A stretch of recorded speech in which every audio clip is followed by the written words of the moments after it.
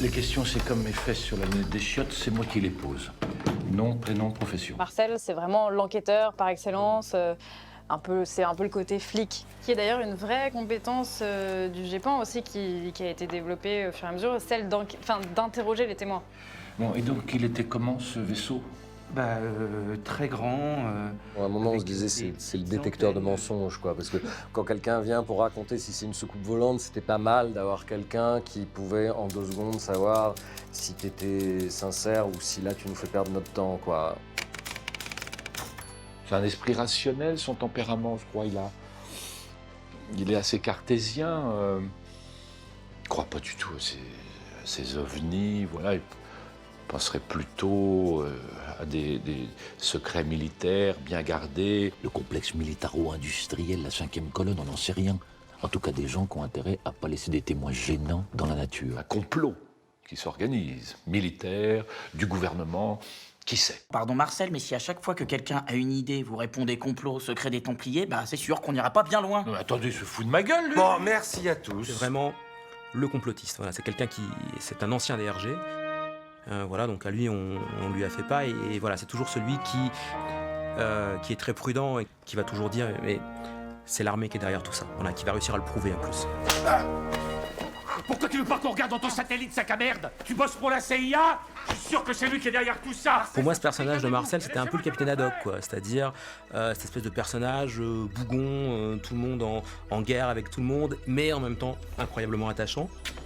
Il y a pas mal d'expressions qu'il emploie toujours assez mal. C'est ça, ouais.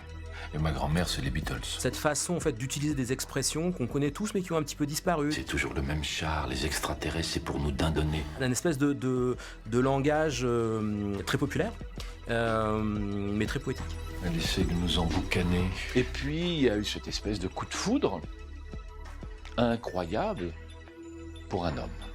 André est parti parce qu'il avait découvert quelque chose et maintenant il essaye de nous prévenir. Vous pensez pas qu'il est simplement parti en vacances lui aussi, faire le tour du monde en caravane? Impossible. Pourquoi? Parce que ce tour du monde, on veut le faire tous les deux. Très bien. Michel Villarmo, j'étais vraiment alors pour le coup, j'étais persuadé que c'était lui qui devait faire Marcel. Action! J'ai toujours trouvé excellent, extrêmement précis. Je trouve ça intéressant le fait qu'il n'ait pas un jeu forcément naturaliste. J'ai compris la première carte postale. André nous enverrait pas ses cartes à la con pour rien.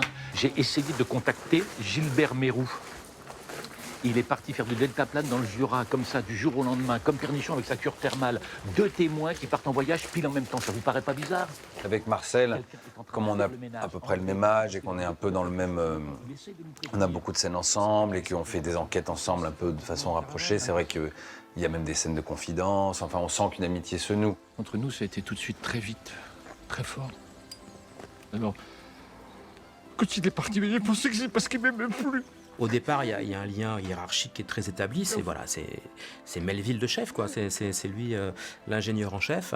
Et en fait, petit à petit, on voit que Marcel, par son expérience, finit par prendre le dessus, en fait. Donc il y a vraiment une dynamique entre les deux personnages qui est assez intéressante. Mais vous aviez tellement envie d'y croire que vous avez bazardé votre sens critique. Même moi, j'avais pas envie d'y croire et j'y ai cru quand même. Je vous l'ai déjà dit, quand on parle d'OVNI, il faut jamais baisser la garde. En fait, c'est un grand sentimental, Marcel. C'est aussi quelqu'un qui va, à un moment, être capable, au moment d'ailleurs où Didier, lui, va s'emballer le plus possible, de relativiser et de remettre certaines choses en perspective pour revenir à des fondamentaux parfois assez basiques. Monsieur Mathieu, faites pas comme lui, faites pas comme moi. Cachez pas votre vie pour des soucoupes volantes.